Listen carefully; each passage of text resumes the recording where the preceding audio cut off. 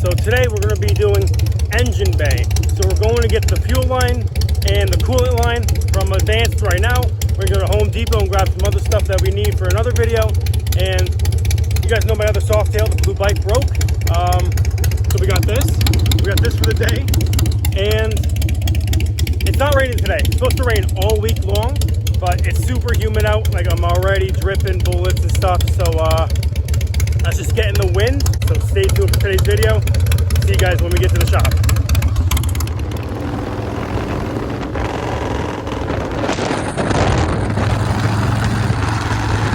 Alright guys, we're back at the shit house. We got the goods. So let me show you guys what we picked up for the Nova.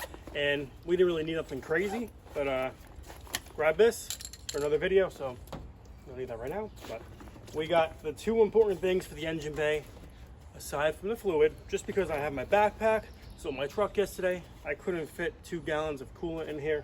I already have trans fluid and all that, about 5 quarts in the garage, brand new. So right here, we got fuel line. It's 15, 30 seconds, 32, whatever. Fuel line, I thought it was 3/8 inner, but this is what fit snug. So we got a feet worth. And I think my hair looked kind of good today. So he said, yo, Gino, the goon, on the house. So got it on the house. We got 90-degree bend right here, perfect. Don't even know how much it costs, but for the coolant port, we got a brand new fitting right here. We're gonna change this on the water pump because the one on the water pump is thicker. So I didn't want to have to run a not tight fit on the top just to compensate for a thicker hose to fit on the bottom. So got this fitting, which I already had in my array of parts. This fits perfect, same exact size as the one on the intake. So now it's gonna fit perfect. Just got to trim it up a little bit, but we should be good there. And of course it's hot out, so we got ginger ale and we got power hate. So we should be okay there. And of course, for the prosties, you gotta have smelling. Your teeth gotta smell good for the prosties, you know, because it kind of motivates them to be like, oh, I lost all my teeth, but you make me want my teeth back. They smell great, so I can get, you know, with good smelling mouth. Yeah. So we're in the shade right now. As we go around, let me do a little 360, boom, or 180. Nova's in the sun. Of course, the car that I'm working on, it's the only car in the sun. So I'm gonna let it cool down a little bit. Gotta make a few phone calls, but we're digging right into that Nova.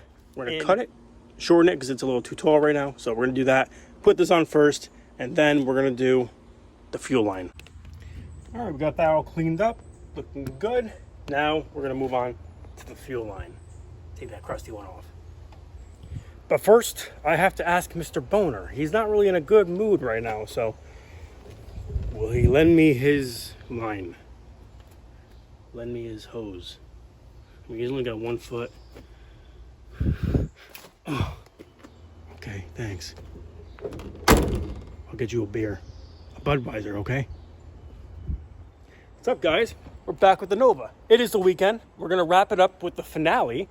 So during the last 2 or 3 days, with work, with rain, and packing our house to get ready for our move. This isn't our house. This is just where we store our cars and create chaos. We work on our cars here. So it's good because we have all the room with all the shit boxes laying around. But we're going to our new house in a month that has a 3-bay garage. So we can put a lift in it too because it has a high ceiling. So we're gonna get pretty high in the ceilings. But Nova. Transmission fluid, we got 2 quarts in it just to see if it leaks.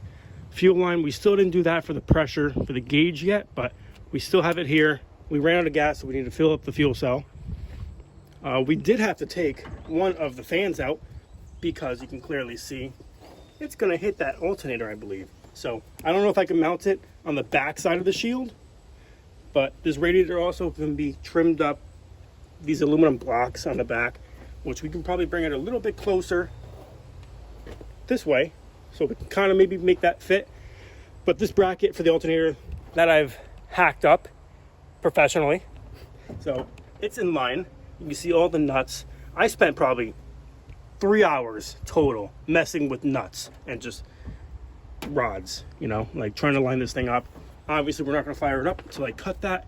And I might take that one nut off and cut it up closer because that belt might actually hit that nut, the edge. I mean, it's not super tight, but we have this thing, if you guys can see, look.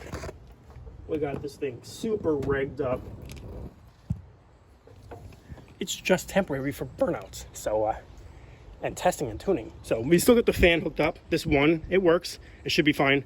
We got water, so we're not dry. We don't want coolant yet because we want to flush out the block with the previous rust and junk.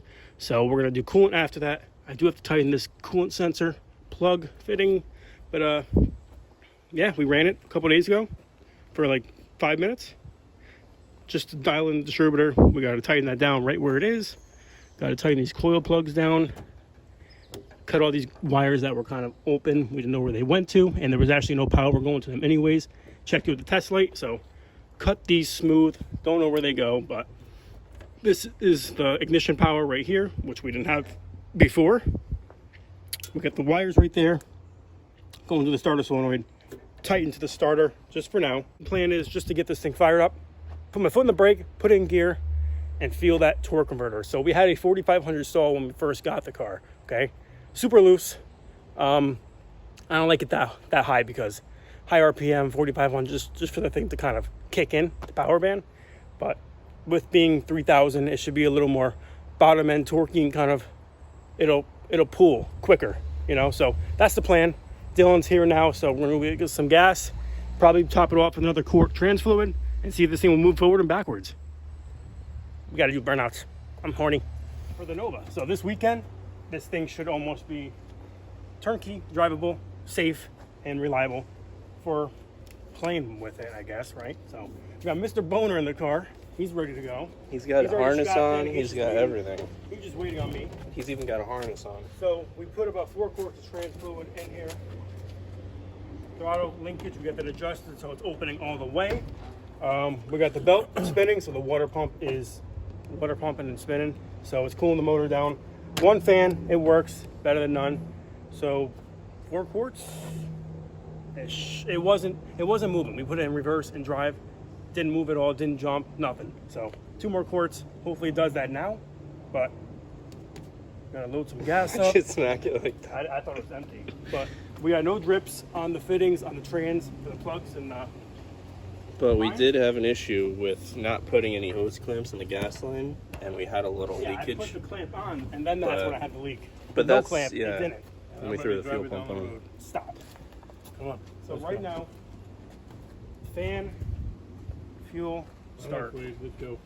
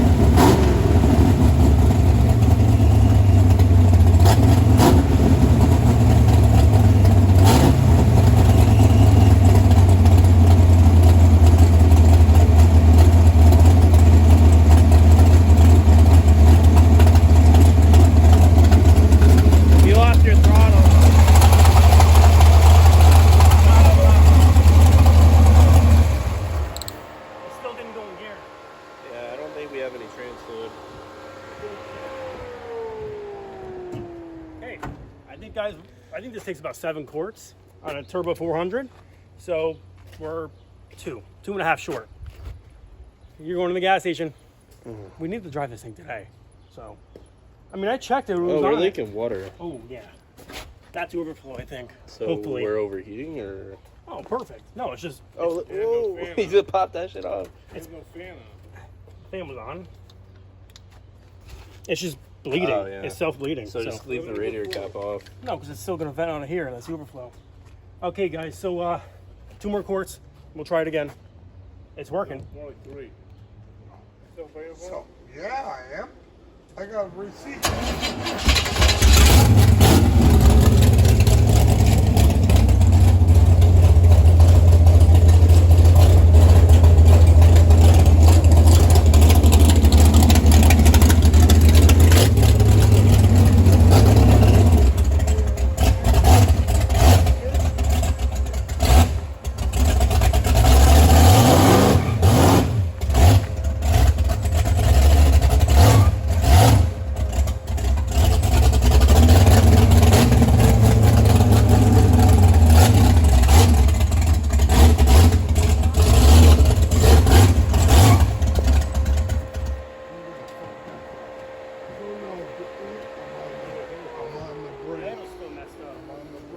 I think it's running out of amps. And it's just kind of run like shit. I gave Billy the Oh. money last night. Okay. I wasn't trying to do a little burner, but I think the tires are jumping. You should look at the pavement. It's Yeah. all because screeched I up now. redo the form before they Look at the back. Right.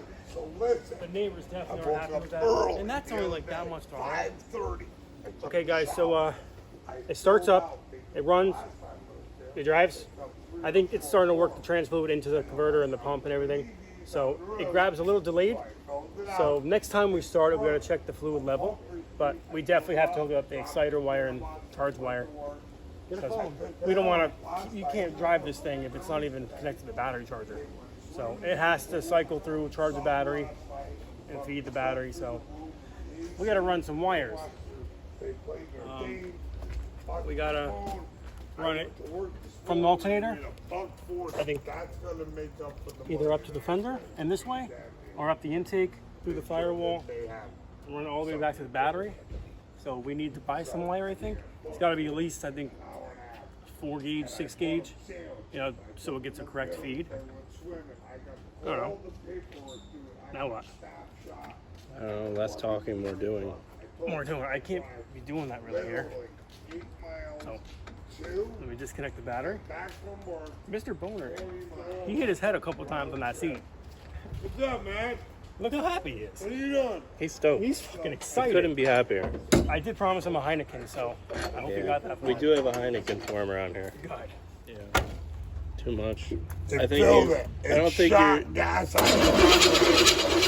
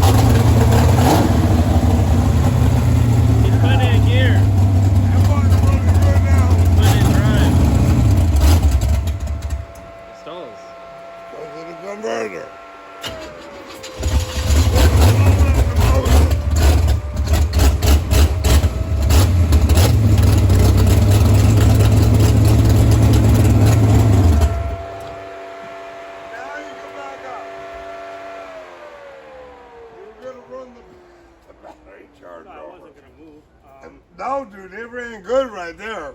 As soon as you put it in gear, it does it again. Because of the converter. Once the converter's under load of the transmission, it puts the load on the motor. The flip wheel might be low, so it's run out of fuel when. And you said you did these? Yeah. So the gas weeped out and you lock them. I think the carb's running funny. The Carb, I don't know nothing about this stuff. It sounded good right there, dude. It was like, wabba! It was there. When you hit it, it was responsive. What if you just keep the idle a little higher so when you put it in gear, it doesn't die? Yeah, but Yeah, it no, seems that's to me not like gonna work. You know why? Then it's running too right. Listen, once you engage the tranny, the torque converter is full of fluid. It's gonna bind up at the end of the motor, and it's gonna want to draw power to make the car die. See? Almost. Let it charge, Gene. Either that or the timing's off. she's good.